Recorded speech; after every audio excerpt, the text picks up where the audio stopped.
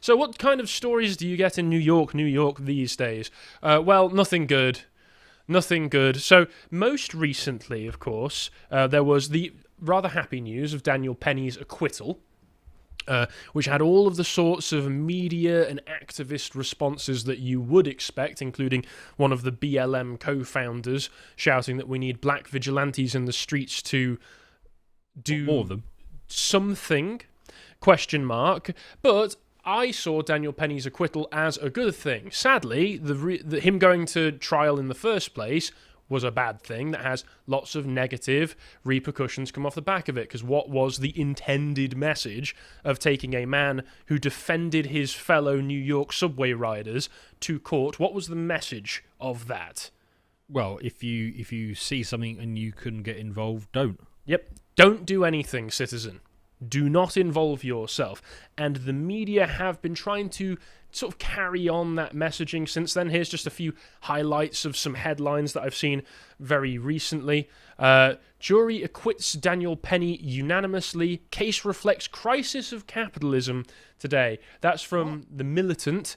Not actually on December 30th, because that's in the future. So this website's not very good, but saying that this might be very prescient. Maybe this is all due to capitalism, because of course I might make a website like that where I'm just predicting headlines in the future. Jordan Neely, it was his, the fact he was a mental case, the fact that he was on the streets was not a fault of terrible medical systems or anything like that, or even his own behaviour, his own actions, being in control of himself, choosing to go down the route that he did. No, it's because of the fact that we didn't have enough socialised medical care in New York to make sure that he was safe, even though he actually was being held in an institution and just left. But I kind of agree. It kind of, in a way, is a failure of the social contract society.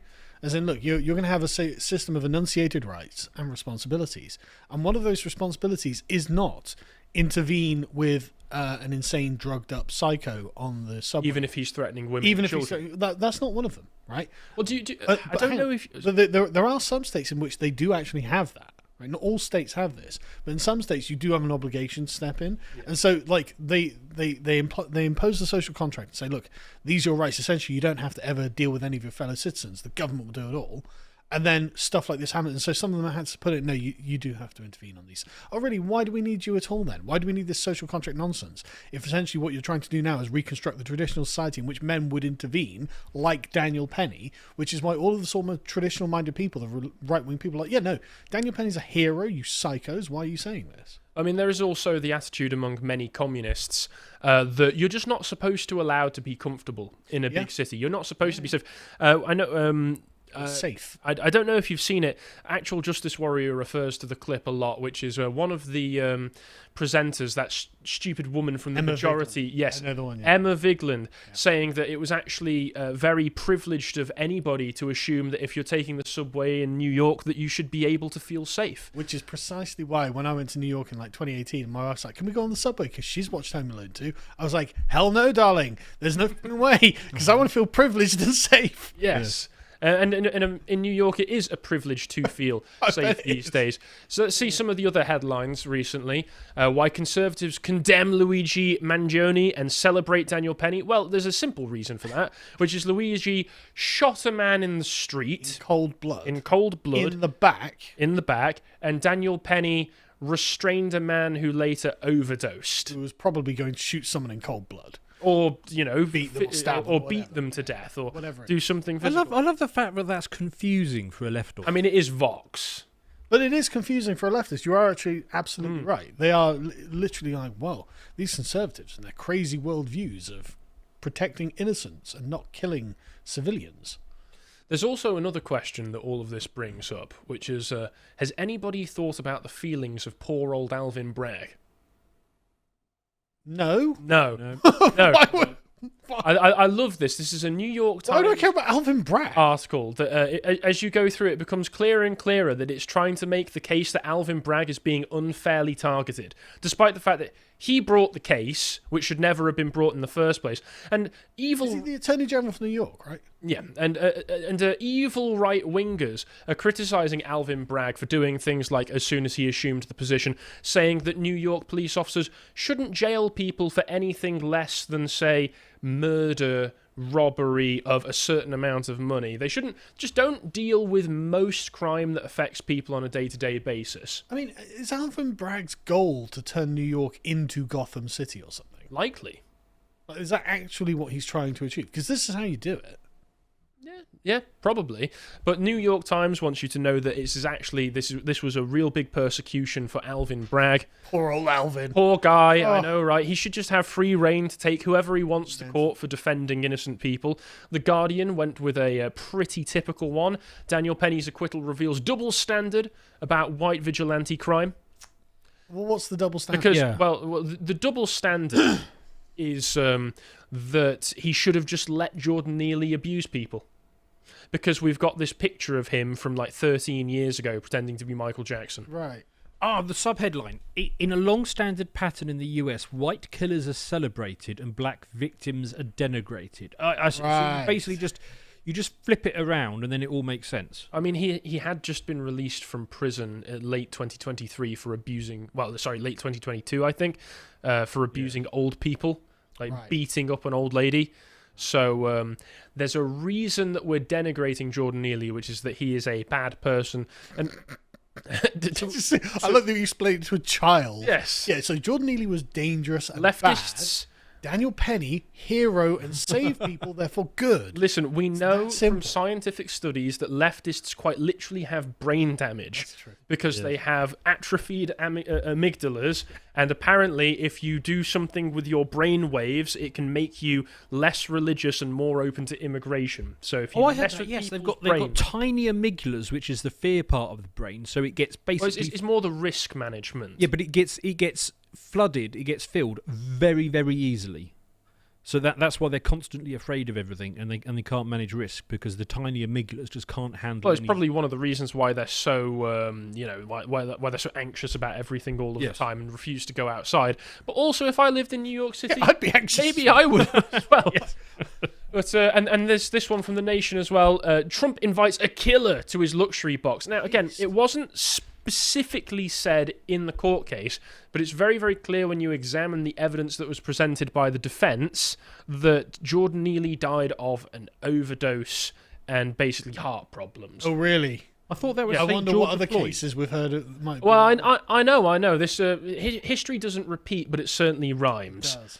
Yes, and also I just want to give a shout out to this amazing picture here, because like with all of the Donald Trump photos that came from this year, 99% of the Daniel Penny photos make him look like such a badass.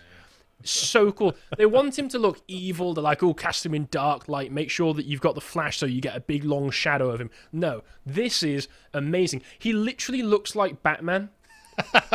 If New York is Gotham, then this is Batman taking up the solemn duty to defend his fellow citizens. It's quite incredible. So what's the result of all of this narrative that has been pushed on New Yorkers in particular? As you mentioned at the beginning, Dan, it is, if you see somebody in need, do not help them. Yes. Which is the exact opposite of what Daniel Penny has said that he will do, because he said if he had to go through it all over again, he would to help people. But it's trying to promote antisocial behaviour. Well, that proves that Daniel Penny is a better man than I, because if I, for some reason, found myself in New York and saw something going on, unless it was somebody that I cared about, I'd walk away. Yeah. Well, we don't need Daniel Pennies, actually. We don't need people to help the fellow citizens of a city like New York because it's full of cameras. The subway is full of cameras. And Kathy, the governor, Kathy Hochul, said that back in March she wanted to make sure that the subways were safer for millions of people who take the trains each day. And since deploying more police officers and more cameras... deploying the National Guard? Yes. Jesus Christ, how bad must New York subways be? And she's added cameras to all subway cars. Crime is going down, ridership is going up. So we've turned it into a police state. Yeah, we've got You've literally got the National Guard there. Yeah, but also just because you've got cameras doesn't mean the crime stops. It just means the crime is... Well, yeah, but that's what the National Guard are for.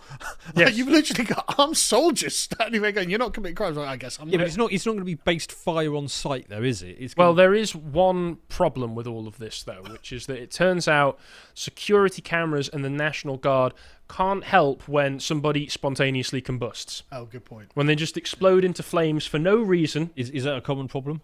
I think I'm going to refer more to and the more community note on this one. Yeah, more and more, it's a common problem that somebody just catches fire.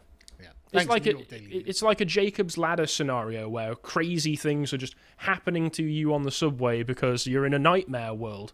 Well, actually, that last part is quite true. You've got to love left-wing media. They're hanging on by a tendon.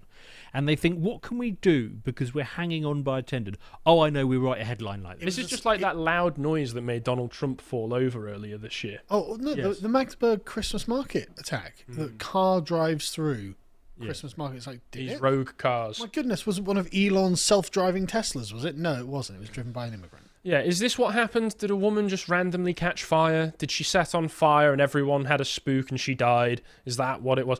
No. Guess who it was? It was a Guatemalan migrant who allegedly set her on fire and then just sort of sat around watching. I saw the footage and it's awful because she's just standing there. Was she on drugs or something? The woman's reaction was weird. She had been asleep, and I assume, given it's the New York subway, it's the F train line, which, interestingly enough, is the same one where the Jordan Neely, Daniel Penny situation happened.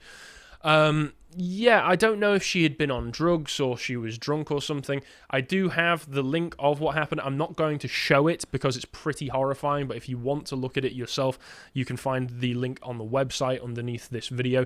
But yeah, the reaction is strange, but it looked like she was already half burned to death. So who is the woman, by the way? I mean, old or young? She has not been identified yet. She was homeless, though, wasn't she? She's not been identified, so I'd assume she was sleeping on the subway, so I assume she was some kind of homeless drug addict or drunk or something obviously was up with her. And as a result, if you try and do that, your fellow citizens will just set you on fire. Well, he probably illegal, to be honest, isn't he? Well, yeah, let's read what it says here. A Guatemalan migrant, I believe his name has been confirmed to be Sebastian Zapata, has been arrested for allegedly lighting a sleeping subway rider on fire in Brooklyn on Sunday morning, then watching as his innocent victim burned to death in what the police commissioner called one of the most depraved crimes one person could possibly commit.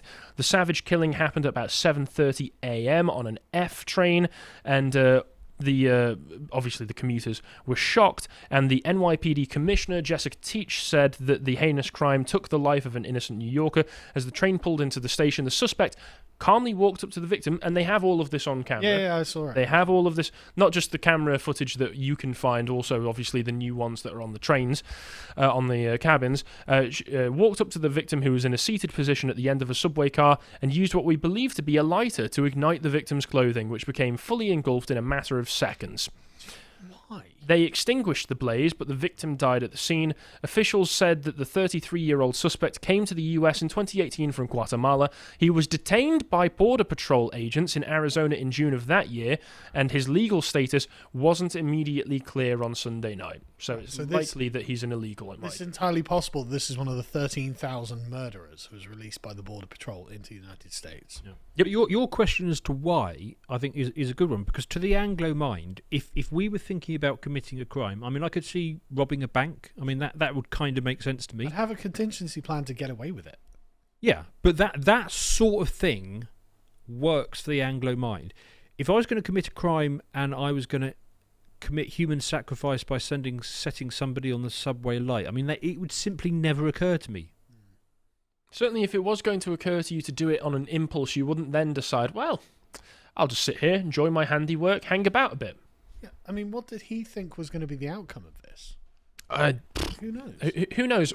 Dare we try to look into this man's mind? Like, you don't understand these people. You just don't understand them. They don't think like us. But he'd actually received transit summons in May 2023, but otherwise had no criminal record in New York City and was living at a shelter on Randall's Island at the time of the infraction. He brazenly sat on a nearby bench as cops huddled around, pulling his hood up at one point just before an officer spoke to him. Later in the day, they didn't catch him straight away. He was able to just do all of this and then sit there and even spoke to the police. But it was later in the day 3 high schoolers called the police to say they saw the man pictured in images released from the cameras.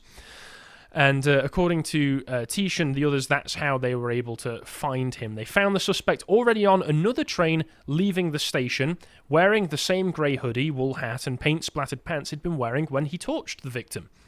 Police don't believe the migrant and the victim knew each other before the killing. And again, the woman has not been identified. So this guy, casually hanging around, sees a woman sleeping, sets her on fire. And the worst part of the footage, outside of the fact that obviously you see a poor woman burning to death, is the fact they say, the police came and they extinguished the blaze. You can see in the footage, she's stood in the door of the train carriage. Police officers walk past without even giving a glance. And no one around is doing anything. It takes a little bit, but a few people show up and try to, get a coat over her to try and extinguish the flames, all of that stuff. But everybody is acting remarkably calm. The thing that I'm still stuck on is the sheer randomness of this. Did you ever watch, Jessica something from Murder, She Wrote? You know, that little old that series. I mean, I know it was an 80s series. Jessica something would turn up and there'd been a murder. And then she would logically piece it together because one thing connects to that and that connects to that. And then she'd have this whole chain of logic. Chain to follow here, is there? Yeah, but can you imagine Jessica, whatever her name is, turning up to solve one of the modern crimes that we get? There's no logic. There's no. I mean, I kind of want to set myself the challenge over Christmas of coming up with thesis. The immigrant version of Cluedo. I don't know how I'm going to take that yet. Why did he do this? Yeah, and then you have to come up with a motive at the end as well. That's going to be the hardest part. That's going to take longer than a Monopoly. Did he use the lighter on the subway? Did Mr. Raman Nemaswayakos use the lighter on the subway? I'm thinking of like Sherlock Holmes. It's like, okay, why did Professor Moriarty do this? Well, how? Yeah, He's got a very complex. That was. Yes. But this is. Yeah, it does just seem completely random. It's like, okay, Sherlock, good luck. Oh, I don't bloody know. He's brown. Yeah. What is this? I mean, several steps what are is missing. Bloody motive. Yeah, so this is another case where, like in the first segment, while we have a better idea in the first segment of the Magdeburg killer's motives, with this, when you have strangers amongst you who are not of your culture, of your people, you really just don't understand them. And you can't predict what they're going to do, and oftentimes you just won't be safe around them. And sadly, in New York, that seems to be how it operates now. This is part and parcel of living in a modern, diverse, multicultural city, and the incentives that have been put in place by public spectacles like the Daniel Penny trial are that if you do see something, don't do anything, because you might get charged. You might get in trouble. Your face is going to be the one plastered across all of the newspapers. Your name is going to be dragged through the mud. So are you saying that he was arrested because afterwards he tried to put her out? No. Right. No, he certainly did not. I see. Right. If you would like to watch the full uncut version that is also uncensored, head on over to lotuseaters.com to find out more.